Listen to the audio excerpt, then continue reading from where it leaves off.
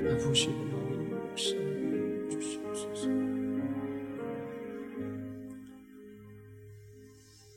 우리 같이 하나님의 말씀 함께 찾아 읽겠습니다. 마태복음 9장 14절부터 17절까지의 말씀입니다. 마태복음 9장 14절에서 17절까지의 말씀입니다.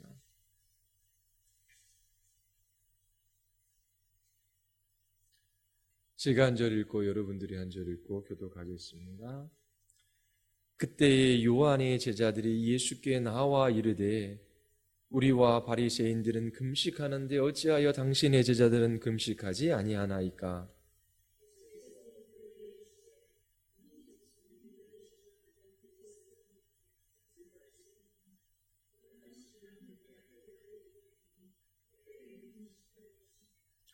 생배 조각을 낡은 옷에 붙이는 자가 없나니 이는 기운 것이 그 옷을 당기어 헤어짐이 더하게 됨이요.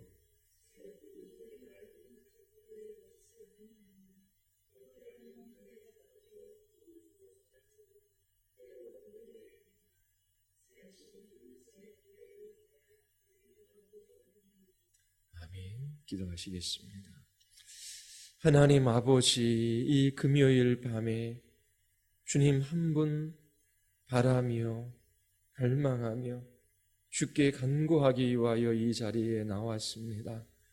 주님의 말씀을 듣고 주님 앞에 어떠한 삶과 마음의 태도로 서야 할지 우리에게 가르쳐 주시고 저희들이 기쁨과 감사함으로 주님 앞에 나아가게 하여 주시옵소서.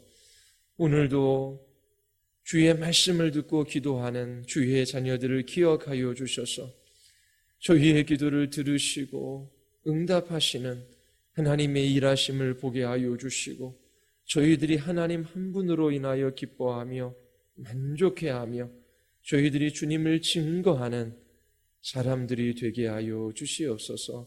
성령 하나님께서 역사하여 주시기를 원하오며 예수 그리스도의 이름으로 기도드리옵나이다. 아멘. 금식이라고 하는 것이 기독교적입니까? 아닙니까? 예전에 우리 신앙의 선배들은 하나님 앞에 많이 금식하며 기도했습니다. 중학교 2학년 때인가요? 동두천에 있는 미디안 기도원이 있습니다. 한 중등부 학생 10여 명과 담당 선생님이 금식 기도원에 들어갔어요. 중학생 때에 금식이 무엇인지 잘 배우지 못했습니다. 왜 금식을 해야 하는지 그 이유에 관해서 납득이 잘 안 됐어요. 그때에 제가 중등부 회장이었습니다. 한겨울이었는데 저녁 한 끼를 금식하고 밤에 친구들이 몇몇이 모였습니다. 너무 배가 고픈 거예요. 그래서 친구들을 꼬여서 기도원에서 내려왔습니다. 간신히 금식점을 찾고 그곳에서 배부리 먹고 기도원에 올라왔는데 눈이 내리는 거예요. 너무나 신나서 뛰어가다가 공중에 붕 떠서 이렇게 떨어진 적이 있습니다. 왜 그러냐면 그 기도원에서 빨래줄로 군용 전선줄을 사용했어요. 그것을 이렇게 매달아 놨는데 한밤중에 눈이 내리는데 앞이 안 보이는 거예요. 좋다고 뛰다가 여기 입이 걸린 겁니다. 그래서 공중에 붕 떠서 떨어졌어요. 그 이후로 금식이 아니라 금식을 했지요. 입이 다 얼어가지고 먹을 수가 없었습니다. 그렇게 며칠 기도원에 갔다가 내려온 기억이 있어요. 그때만 하더라도 금식 왜 해야 하는 것인가 잘 이해를 못했어요. 또 사역을 할 때도 마찬가지입니다. 교회에서 처음에 돌아가면서 금식 기도한다고 릴레이 금식한다고 함께 금식하자라고 하지 않습니까? 좋은 일이지요. 그런데 잘 보면 금식이 뭔지를 이해하고 그렇게 릴레이 금식하는 게 아니라 그냥 한 끼 굶는 것입니다. 왜 굶습니까? 하나님, 제가 이렇게 한 끼라도 굶으니 이 정성을 보아 저희 기도를 들어주십시오. 그런 의도가 있는 것입니까? 왜 굶습니까?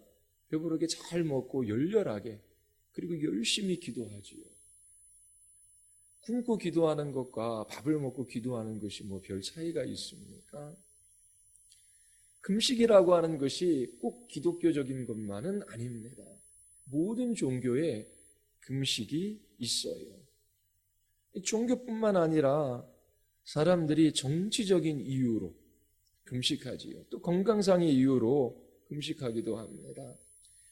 자기 자신이 원하는 것을 얻기 위하여, 자기 자신의 주장을 관철시키기 위하여 음식과 거리를 두고 그렇게 금식하는 정치인들을 우리는 종종 봅니다. 그리고 유대교회는 숙제일에 금식해요. 그리고 성경에서 보듯이 그들은 전통적으로 금식을 삶의 하나의 습관으로 삼았습니다. 하나님을 대면하는 방식이 금식이었지요. 그리고 이슬람 교도들은 라마단 금식이 있어요. 일정 기간 그들은 금식합니다. 또 힌두교, 브라만에 속한 사람들도 자기 자신을 정결하게 하기 위하여 일정 기간 금식해요. 또 불교에서도 스님들이 자지도 않고 면벽하며 먹지도 않고 그렇게 몇 날 며칠을 수도하기도 합니다. 이처럼 금식하는 것은 종교적이기도 하고 정치적인 이유가 있어서 하기도 하고 또 건강상 이유로 하기도 해요. 그렇다면 왜 그리스도인들이 때로는 이교들처럼 세상 사람들처럼 금식해야 하는가? 그러한 의문을 제기해 볼 수 있습니다. 구약의 하나님의 백성들이 금식을 했지요. 그런데 이제 예수님이 이 땅에 오심으로 하나님의 나라가 도래해 있어요. 그러면 구약의 금식이라고 하는 형식은 폐지된 것이 아닌가? 하나님 나라의 새 포도주를 이렇게 금식이라는 의식이나 형식이라는 낡은 가죽 포도에 담을 수 있느냐라고 하는 것입니다. 그리스도인의 삶의 특징은 기쁨과 감사예요. 하나님의 나라가 이 땅에 임했다라고 하는 표지입니다. 주님이 우리와 함께 하셔요. 우리를 통치하고 다스리시고 우리의 걸음걸음들을 이끌어 가셔요. 그런데 우리가 더 이상 금식할 필요가 있느냐? 구약의 메시아를 기다리며 그렇게 또 자기 자신의 죄 앞에 또 그렇게 하나님의 심판 앞에 또 그들이 간절히 바라는 것들을 얻기 위하여 그렇게 금식하는 일들이 있었는데 더 이상 우리는 구약 백성들처럼 그렇게 금식할 필요가 없다라고 말하는 사람들이 있습니다. 그리스도께서 이미 십자가에서 승리를 이루셨어요. 성령께서 우리 안에 내주하고 계셔요. 그러므로 이런 금욕주의적인 금식의 삶의 형태는 그리스도인들에게 마땅하지 않다.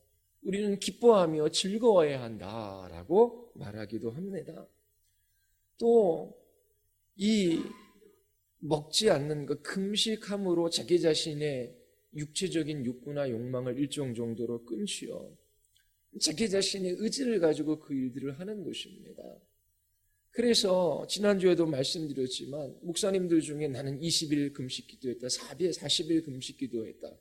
그만큼 나는 하나님 앞에 헌신되어져 있고 그리고 그렇게 의지도 강하고 그리고 간절하게 기도하는 영적인 사람이다. 그렇게 금식 기도함으로 오히려 교만에 빠지는 일들이 있어요. 육체의 욕구를 억제하는 일, 이것은 자기 훈련과 자기 부인의 문제가 아닙니다. 그리스도로부터 만족을 얻는 내면의 영적인 문제이지요. 다른 말로 하면 내가 육체의 즐거움을 끊었고 좀 금욕주의적인 삶을 살아가며 그렇게 하나님 앞에 간절히 기도해야지.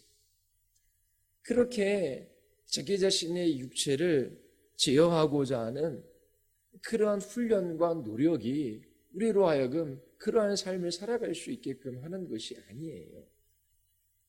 우리가 세상의 즐거움을 등한시하고 때로 그것들을 끊을 수 있는 것은 세상의 즐거움보다 그리스도로부터 얻는 만족이 더 크기 때문에 그래요.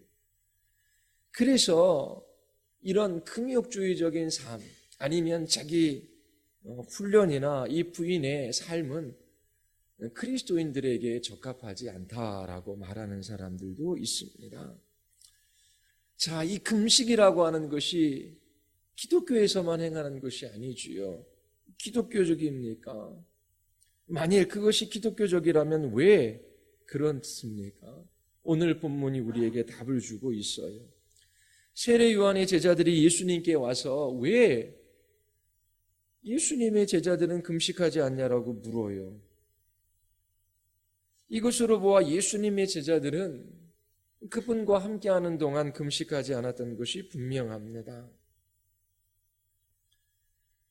누가복음 7장에 보면 세례 요한이 와서 떡도 먹지 아니하며 포도주도 마시지 아니하며 너희 말이 귀신이 들렸다 하더니 인자는 와서 먹고 마시며 너희 말이 보라 먹기를 탐하고 포도주를 즐기는 사람이요 세리와 죄인의 친구로다 하니 세례 요한은 많이 금식했어요.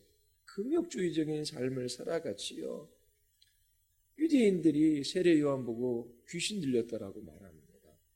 광야에서 그렇게 금욕주의적인 삶을 살아가니까 세례 요한을 향하여 그렇게 말하는 것이지요.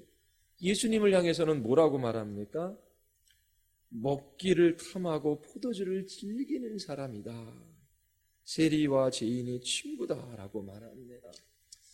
이 말을 통해서 우리가 엿보아 볼 수 있는 것, 예수님은 처음 공생애를 시작하기 전 40일 금식 기도를 하신 이후에 금식하지 않았던 모양입니다. 요한의 제자들은 예수님께 제자들이 금식하지 않는 이유를 물어요. 우리와 바리새인들은 금식하는데 어찌하여 당신의 제자들은 금식하지 아니합니까? 예수님께서 답하시지요. 뭐라고 답하십니까? 혼인집 손님들이 신랑과 함께 있을 동안에는 슬퍼할 수 있느냐? 예수님의 이 답변에서 우리는 몇 가지를 발견할 수 있어요. 자, 금식이라고 하는 것은 기쁨과 연관되어져 있습니까? 슬픔과 연관되어져 있습니까? 이 요한의 제자들이 금식하지 않냐라고 물을 때에 혼인집 손님들이 신랑과 함께 있을 동안에는 슬퍼할 수 있느냐? 금식이 슬픔과 연관되어져 있다라고 하는 것을 예수님께서 말씀하셔요. 금식은 상실과 절망의 표현이지요. 죄로 인한 하나님의 심판의 선포가 있어요. 그 앞에서 이스라엘 백성들은 절망하며 하나님 앞에 금식하며 부르짖어 기도해요. 눈앞에 위험한 일들이 벌어질 태세예요. 그것들이 놓여져 있을 때 하나님 앞에 금식하며 간절히 기도하지요. 또 원하는 일들이 제대로 풀리지 않을 때에, 그리고 무엇인가 간절히 바라는 것이 있을 때에 그렇게 금식하며 기도했습니다. 이처럼 상실과 절망의 표현이 바로 금식이었어요.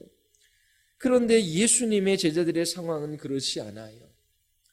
메시아가 오셨습니다. 그분이 오신 것은 마치 혼인잔치의 신랑이 오신 것과 같아요. 이것은 한없이 기쁜 일이고 금식과는 어울리지 않습니다. 여기서 예수님은 자신에 대하여 엄청난 주장을 하고 계셔요. 구약에서 하나님은 자신을 이스라엘 백성의 신랑으로 표현하셨어요. 호세아서 2장에 보면 내가 내게 장가들어 영원히 살되 공의와 정의와 은총과 긍휼이 여김으로 내게 장가들며 진실함으로 내게 장가들리니 내가 여호와를 알리라. 이제 이스라엘이 기다리던 메시아가 오셨어요. 그분이 그분 자신을 하나님의 백성의 신랑이요 남편이라고 지금 주장하고 있는 것입니다.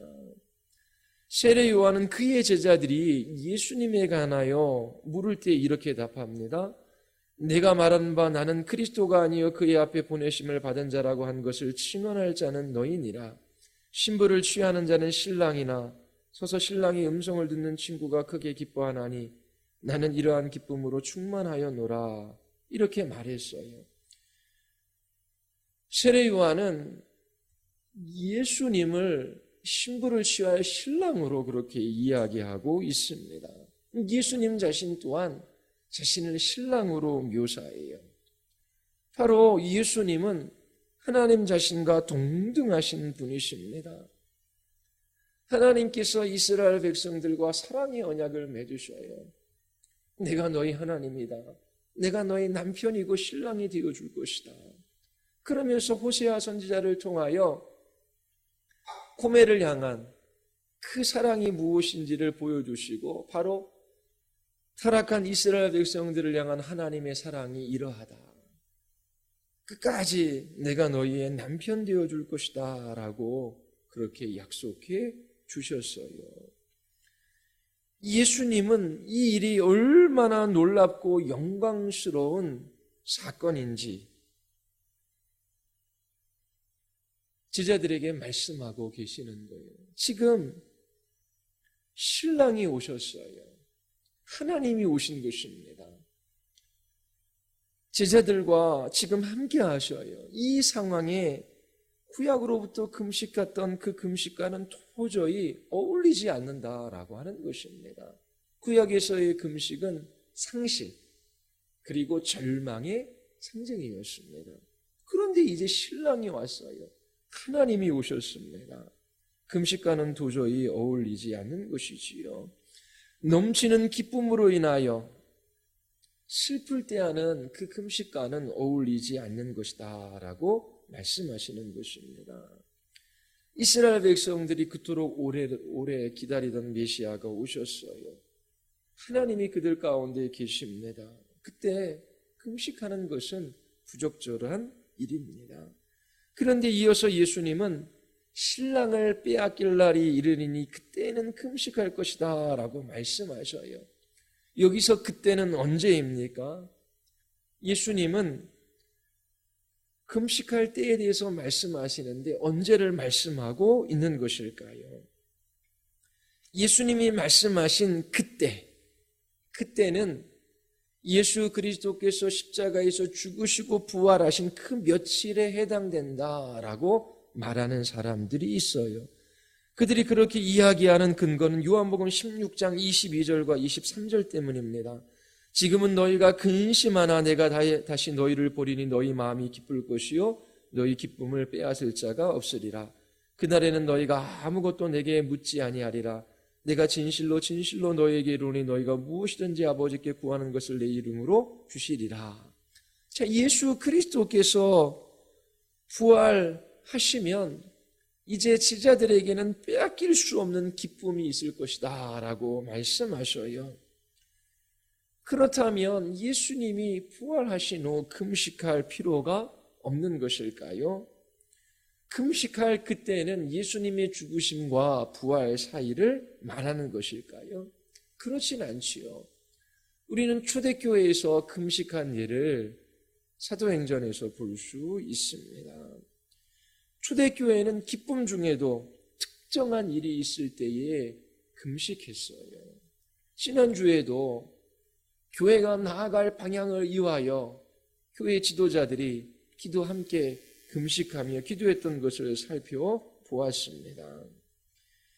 초대교회 그리스도인들은 예수님의 이 말씀을 부활 후에는 금식할 필요가 없다라고 하는 말로 받아들이지 않았습니다.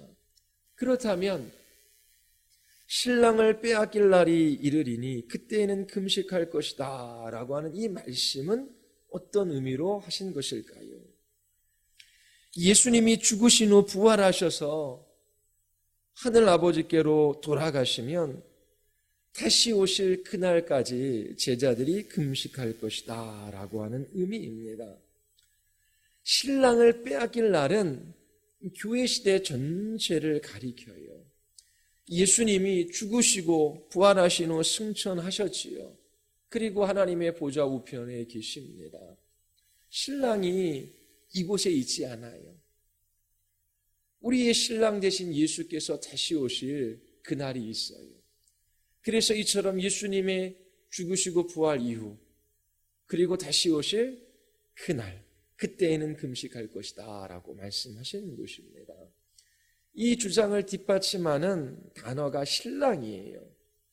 신랑이라는 단어는 바로 마태복음 이곳과 예수님의 재림과 관련된 그곳에서만 사용되어졌습니다. 마태복음 25장 1절에서 13절 예수님께서 비유로 말씀하시되 하나님 나라의 비유를 말씀하시지요. 열처녀의 비유가 있습니다. 그때 예수님 자신의 재림을 신랑의 도착으로 묘사하고 있어요. 예수님은 자신을 재림 때까지 떠나 계신 신랑으로 보셨습니다. 그때에는 금식할 것이라 라고 하실 때에 바로 예수님이 생각하신 그때는 예수님이 다시 오시는 재림의 날까지입니다. 내가 신랑으로 너희 중에 있을 때에 너희는 금식할 수 없다. 하지만 나는 너희 곁에 남아있지 않고 때가 되면 하늘 아버지께로 올라갈 것이다. 그때에 너희는 금식할 것이다. 내가 다시 돌아오는 내가 다시 돌아오는 그때까지 금식할 것이다 라고 말씀하고 계시는 거예요. 물론 예수님이 승천하신 후 보혜사 성령님이 오셨지요.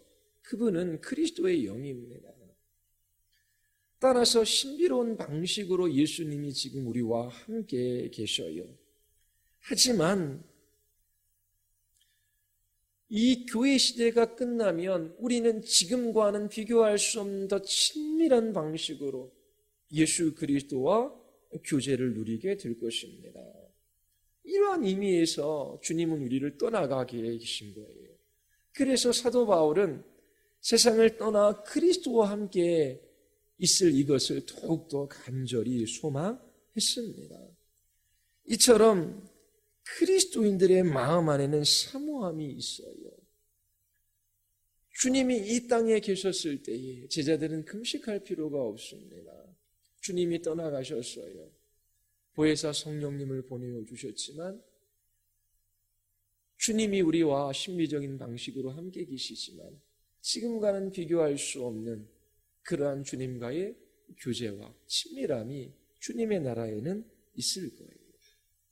이처럼 주님이 우리와 함께 하시지만 어떤 의미에서는 떠나가 계신 것이지요.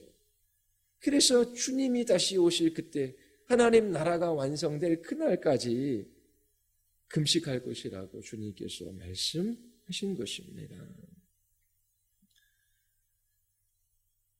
떠나간 주님이 다시 오실 그날을 사모하며 우리는 주님 앞에 금식하며 이 날을 보내는 것입니다. 마태복음 9장 16절과 17절 말씀을 한번 보십시오. 우리 같이 한번 읽어볼까요? 생배 조각을 낡은 옷에 붙이는 자가 없나니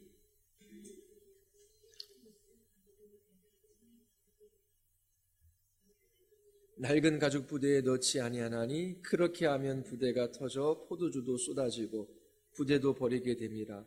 새 포도주는 새 포도에 둘 다 보존되느니라. 자, 여기서 생배 조각과 새 포도주를 이야기해요. 그리고 낡은 옷과 낡은 가죽 부대를 이야기하지요. 여기서 생배 조각과 새 포도주는 무엇을 의미할까요? 바로 예수 그리스도께서 이 땅에 오심으로 주님이 돌이게 한 하나님의 나라의 임재를 의미합니다. 주님이 오셨어요. 그것이 하나님의 나라가 이 땅에 온 것이지요. 생배조각과 생포도주는 예수님 자신이 가져온 하나님의 나라를 의미합니다. 예수님이 죄인들을 위하여 십자가에서 죽으시고 부활하셨어요. 이 예수님이 승천하신 후 보혜사 성령님을 보내어 주셨지요.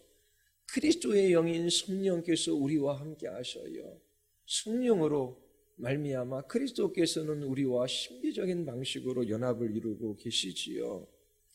성령께서는 우리로 하여금 예수 그리스도를 나의 구주, 나의 하나님으로 영접하게 하십니다. 뿐만 아니라 우리를 하나님의 거룩한 백성으로 빚어가셔요. 성령께서 교회를 그리스도의 신부로 정결하고 깨끗하게 하시지요.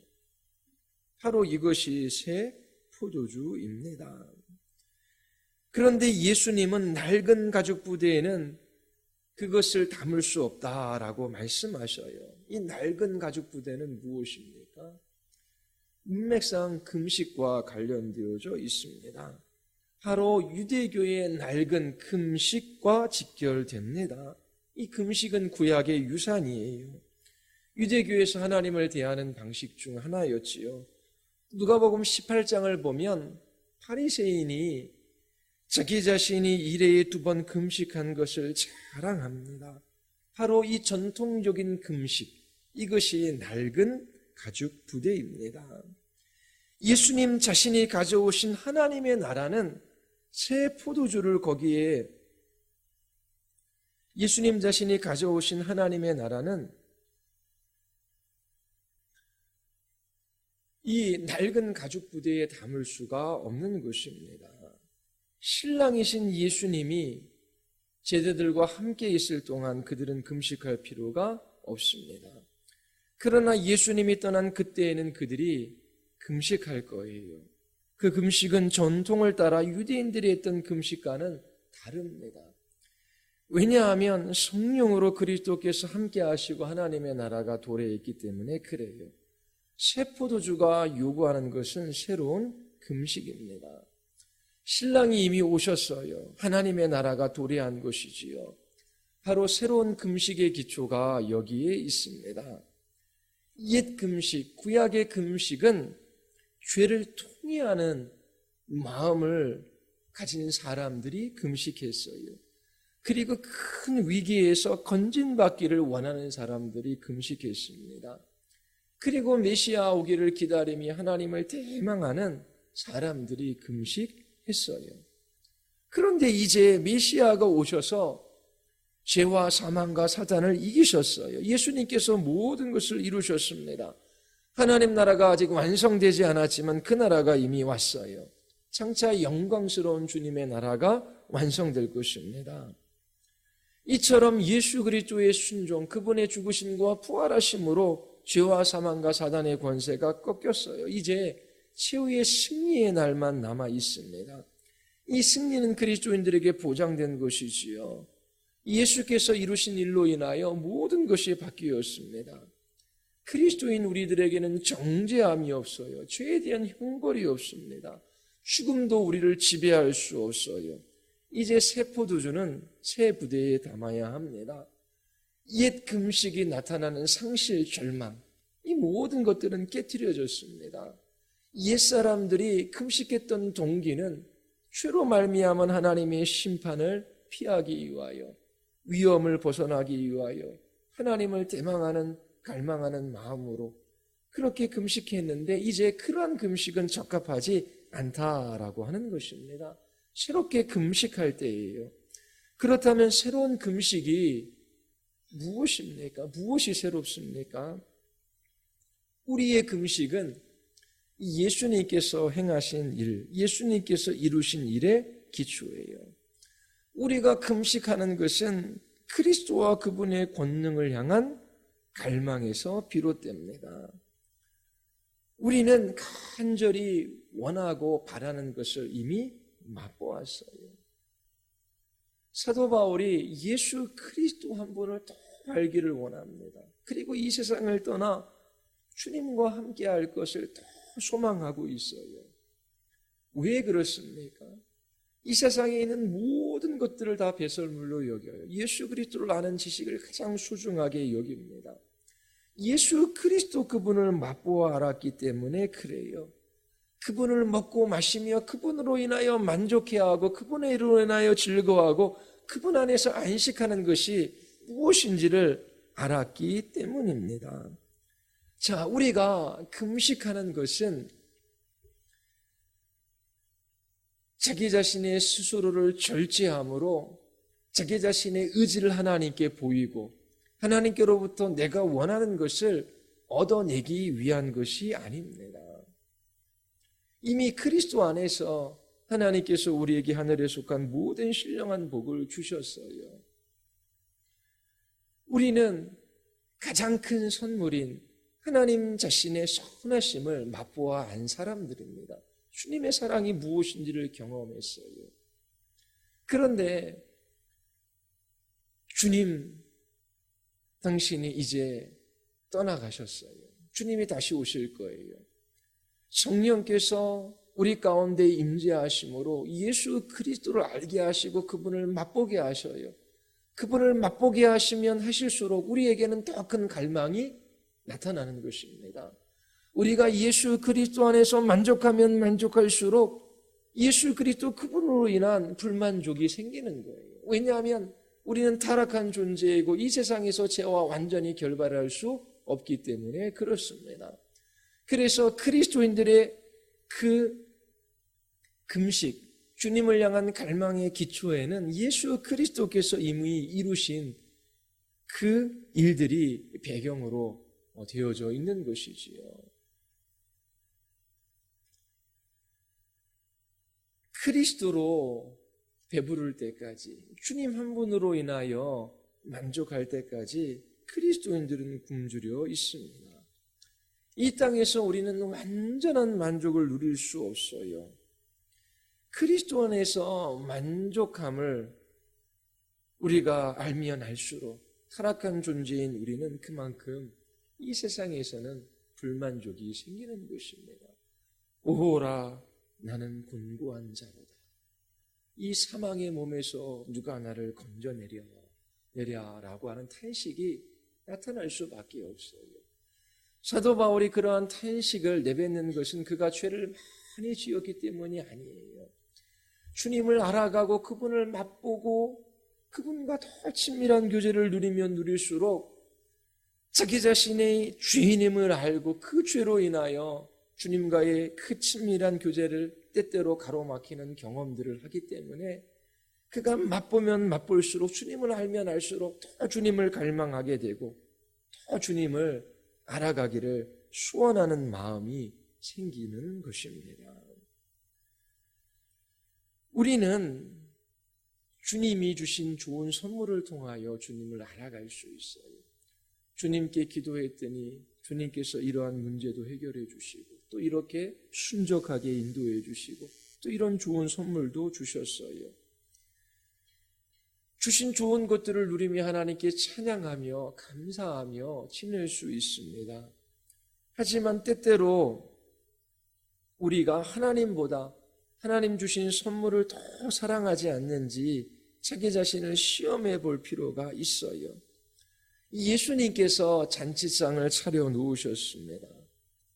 그 잔치상에 가지 못하도록 가로막는 것이 무엇입니까? 누가복음 14장 16절서부터 20절의 말씀에 보면은 그것은 바로 밭과 소와 아내입니다. 이르시되 어떤 사람이 큰 잔치를 베풀고 많은 사람을 청하였더니 잔치할 시각에 그 청하였던 자들에게 종을 보내어 이르되 오소서 모든 것이 준비되었나이다 하며, 자, 주님께서 잔치를 여시지요. 비유적으로 말씀하시는 것입니다. 다 일치하게 사양하여 한 사람이 말합니다. 나는 밭을 샀으니 아무래도 밭에 나가봐야 할 것 같습니다. 또 한 사람이 말해요. 나는 소 5겨리를 샀으니 시험하러 가야 합니다. 또 다른 사람이 말해요. 나는 장가 들었으니 가지 못하겠습니다.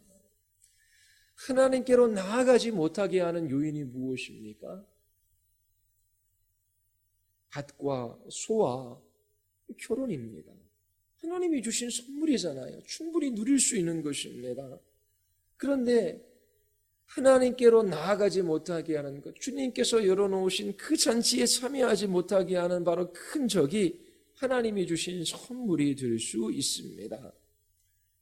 이 땅에서 평범한 낙을 누리며 살아가고자 하는 그것이 우상 숭배로 그 자리에 들어서게 되면 그 우상 숭배는 눈에 잘 띄지 않아요.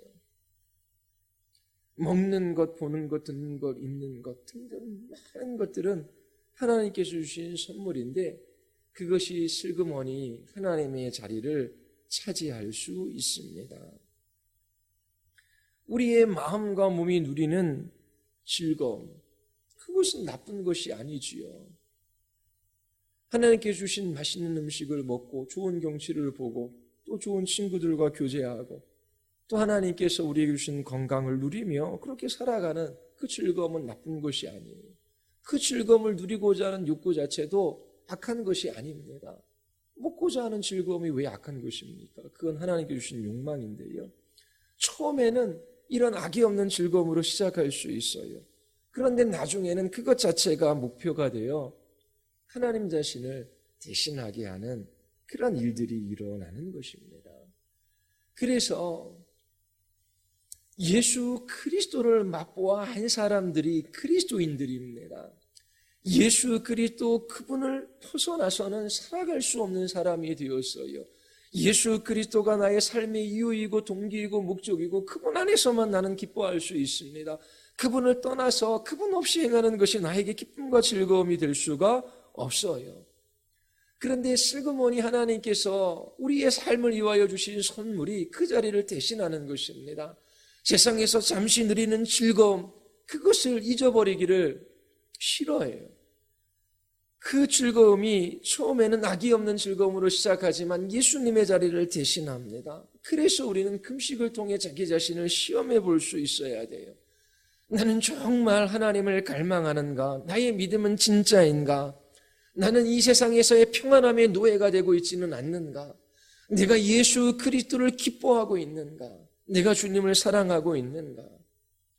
그 주님의 사랑의 마음이 한 번도 물들어 보지 않는 사람이 어떻게 그리스도인이라고 말할 수 있겠습니까? 어떻게 주님 만나기를 사모하지 않고 이 세상이 본향인 것처럼 세상의 즐거움을 쫓아 하나님의 도움을 받아 살고자 하는 사람들이 그리스도인일 수 있겠습니까? 예수 그리스도 그분 외에 우리의 영혼에 참된 만족과 기쁨과 위로와 안식이 없기에 우리가 이 땅에서 떠나간 주님을 더 갈망하며 그렇게 주님 한 분으로 인하여 우리가 만족하며 기뻐하며 살아가기 위하여 우리는 이 세상에 주신 선물들을 잠시 뒤로 미루고 하나님 앞에 서는 것입니다. 음식을 끊는 것 외에 다양한 금식이 있을 수 있어요. 새벽에 기도하러 나오는 것은 쉬운 일이 아닙니다. 달콤한 잠을 자고자 하는 그 욕구와 그 욕망은 나쁜 것이 아니에요. 그런데 시간을 잘 조정하지 못하고 늦은 밤까지 애매한 일들을 하고 그리고 잠자는 시간이 부족해서 그렇게 잠을 자요. 일이 바쁘고 그리고 잠자는 시간이 너무나 없으면 기도하지 못할 수 있죠. 새벽에. 밤에 기도하면 됩니다. 왜? 몸도 지켜야 되니까요. 그런데 대부분 보면 그 시간들을 애매하게 또 헛되게 보내요. 그런데 우리가 잠을 자고자 하는 욕구가 있고 하지만 그것을 끊습니다. 새벽에 일어나 하나님 앞에 기도하러 나갑니다. 그러면 일찍 일어나는 것도 일종의 금식이고 오기 힘든 거리를 그렇게 걸어오는 것도 또 차 타고 오는 것도 일종의 금식입니다. 이러한 일들을 선택할 때에 우리는 우리를 기만하는 욕구와 싸우는 거예요. 잠을 자는 것도 필요하고 맛있는 것을 먹는 것도 필요하고 우리 육체의 쉼도 필요해요. 그런 욕구를 누릴 수 있도록 하나님께서 좋은 선물을 주셔요.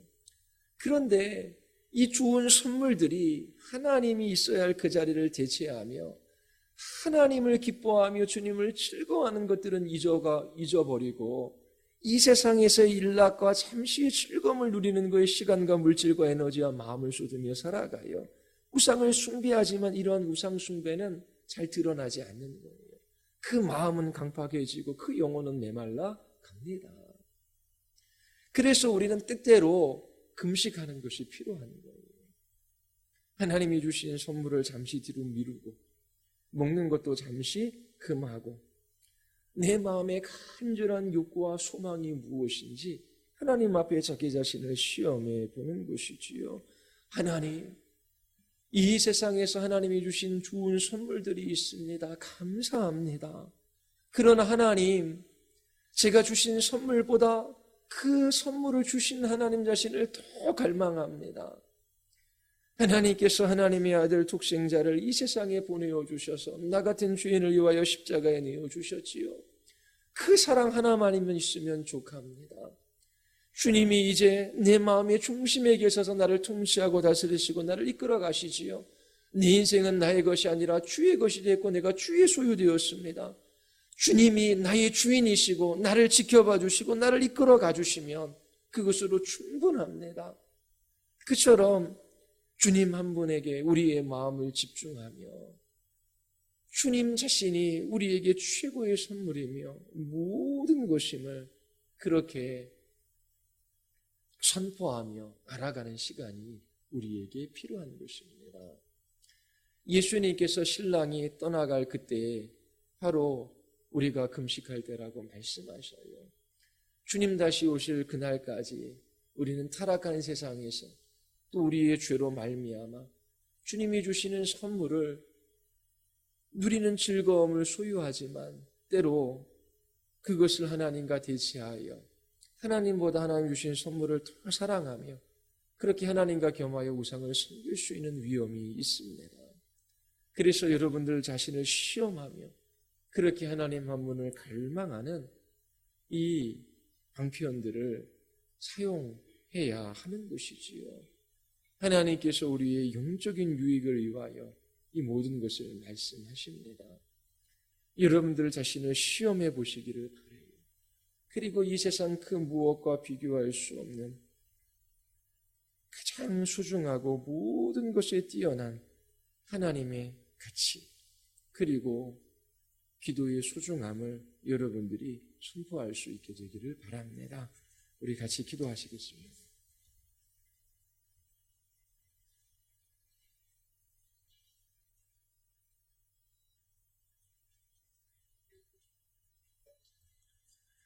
우리 이 시간 기도할 때에 하나님이 주신 좋은 선물들이 있습니다. 하나님, 우리가 즐거워하며 살아가기를 하나님께서 기뻐하시지요.